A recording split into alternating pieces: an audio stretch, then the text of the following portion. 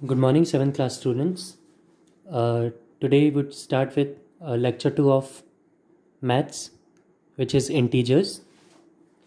Today we will discuss about properties of integers. The first property is closure property. Closure property ये कहती है कि अगर a and b two integers हैं तो a plus b and a minus b दोनों integers होंगे. इसका ये मतलब है कि अगर 4 + 3 करेंगे तो 7 आएगा जो कि एक इंटीजर है. 3 - 2 करेंगे तो 1 आएगा जो कि इंटीजर है. 5 + 4 = 9. Here 9, it's also an integer. So this is the first property, the closure property. जो सेकेंड प्रॉपर्टी है उसका नाम है commutative property.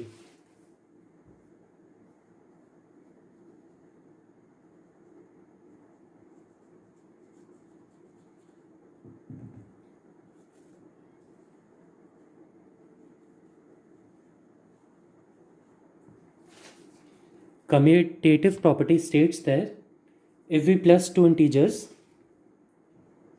4 + 3, then the answer would be 7. But if we change the order, अगर हमने order change किया, 3 को पहले लिखा, 3 + 4, तो वो भी = 7 ही होगा. तो कम्यूटेटिव प्रॉपर्टी ये बोलती है कि अगर हम 4 + 3 करें या 3 + 4, आंसर पे कोई फ़र्क नहीं आएगा. मतलब एडिशन के लिए कम्यूटेटिव प्रॉपर्टी इंटीजर्स के लिए ट्रू है. पर वहीं अगर हम 4 - 3 करते हैं तो 1 आता है. पर अगर 3 - 4 करेंगे तो -1 आएगा. इसका ये मतलब है कि यहाँ दोनों जगह आंसर्स अलग अलग हैं. तो कम्यूटेटिव प्रॉपर्टी सब्ट्रैक्शन के लिए ट्रू नहीं है.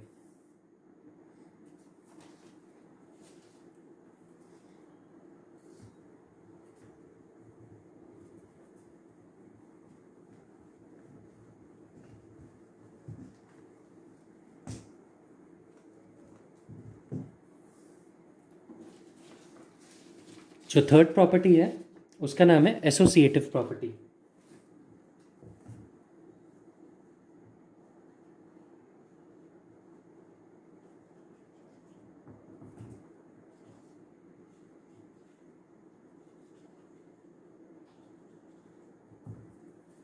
ये कहती है कि अगर हम 3 नंबर्स हैं हमारे पास और उसको हम ब्रैकेट्स में लेते हैं, तो अगर हम ब्रैकेट्स का ऑर्डरिंग चेंज भी करते हैं तो आंसर सेम ही आता है.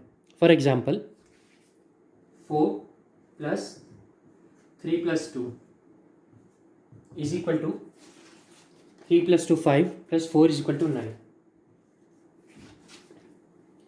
बट अगर हमने यहाँ पे ब्रैकेट का ऑर्डर चेंज किया,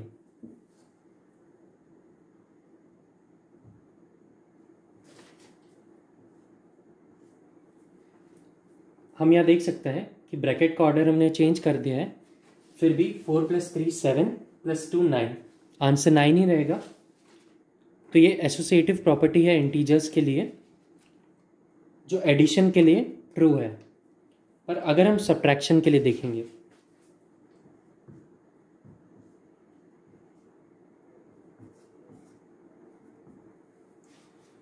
सब्ट्रैक्शन के लिए 3 - 2 1, 4 - 1 3.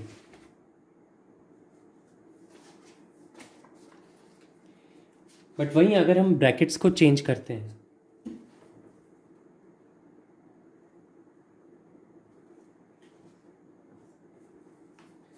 so 4 - 3 would be 1 and 1 - 2 would be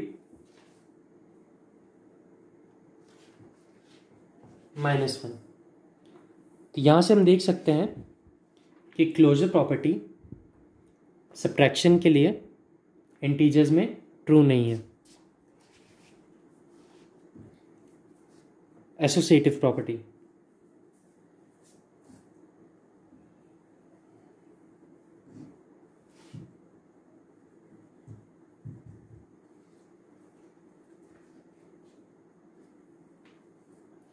The next thing we would look is additive identity.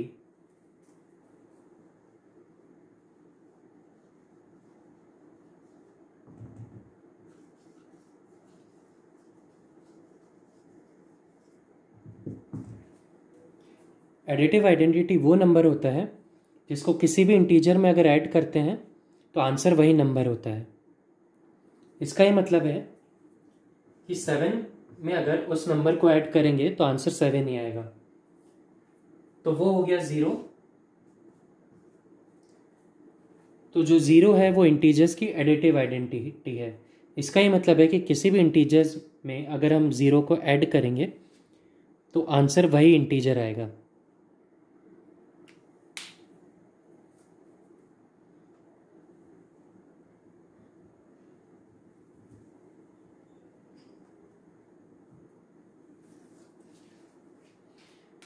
Now the next thing we would look is multiplication of integers.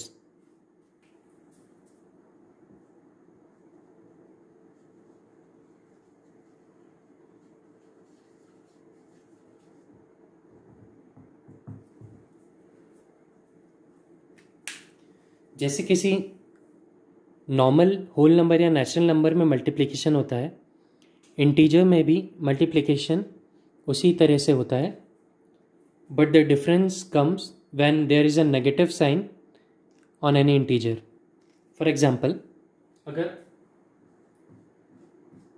4 into 3 करेंगे तो answer होगा 12, पर अगर हम वहीं -4 into 3 करेंगे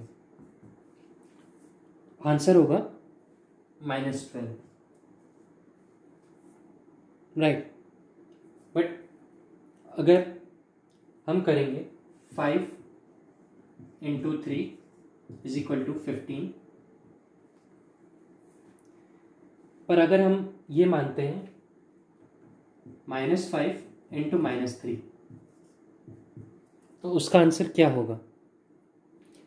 माइनस इंटू माइनस पॉजिटिव होता है, उसका आंसर 15 होगा।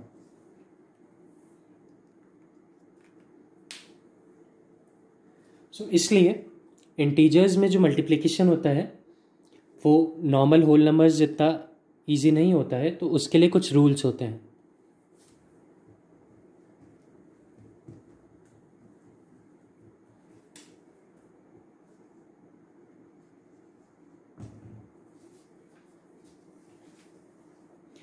First rule of multiplication of integer is कि अगर दो सेम साइन वाले नंबर्स को हमने मल्टीप्लाई किया, इसका ही मतलब है कि अगर दो पॉजिटिव नंबर्स को हमने मल्टीप्लाई किया तो आंसर पॉजिटिव ही होगा, या अगर हमने दो नेगेटिव साइन वाले नंबर्स को मल्टीप्लाई किया तो आंसर नेगेटिव ही होगा। फॉर एग्जाम्पल 4 into 5, यहाँ पे दोनों नंबर्स के साइन पॉजिटिव हैं तो आंसर 20, उसका साइन भी पॉजिटिव होगा।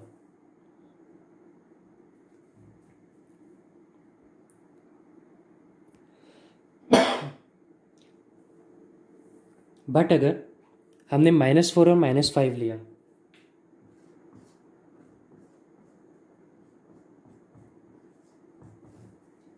तो हमने रूल जैसा देखा कि अगर साइन सेम है दोनों नंबर्स के तो आंसर पॉजिटिव होगा। मतलब माइनस यहाँ भी है माइनस यहाँ भी है तो आंसर पॉजिटिव 20, तो दोनों केसेस में आंसर 20 होगा। सेकेंड रूल ये है कि अगर दो नंबर्स को मल्टीप्लाई करने पे दोनों नंबर्स के साइन अलग अलग हैं, एक का पॉजिटिव है एक का नेगेटिव है, तो आंसर हमेशा नेगेटिव होगा।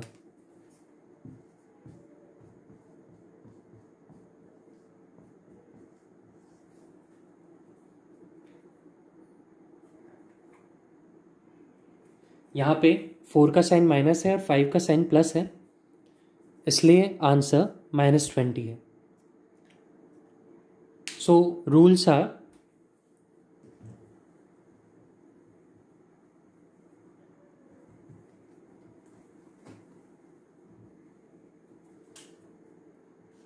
Plus into plus is equal to plus, minus into minus is equal to plus, plus into minus is equal to minus, minus into plus is equal to minus. So these four rules are very important rules.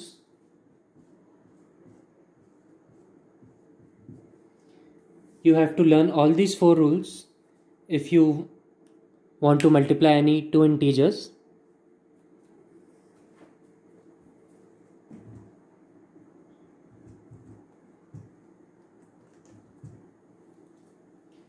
Now if we multiply any three integers, उसका हम example देखते हैं.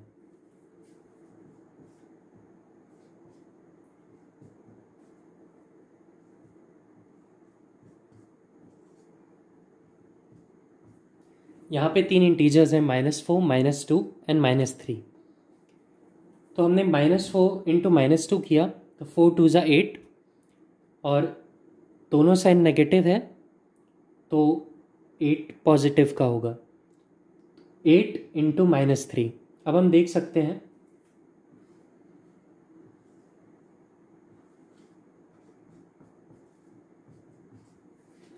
एक का sign positive है, दूसरे का sign negative है, तो रूल के हिसाब से आंसर नेगेटिव होगा. 8 3 ज़ा 24, वो भी माइनस का. Okay, if we see one more example.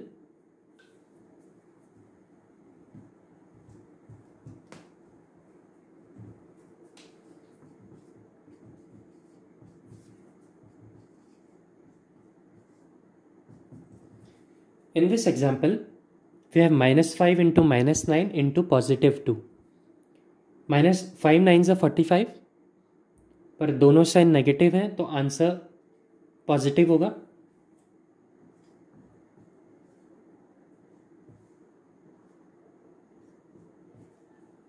(45 × 2). 45 भी पॉजिटिव है, 2 भी पॉजिटिव है, आंसर होगा +90.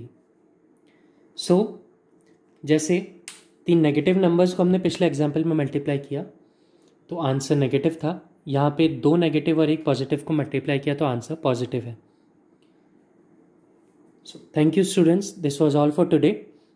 I am giving you 2 exercises to solve. You have to solve them.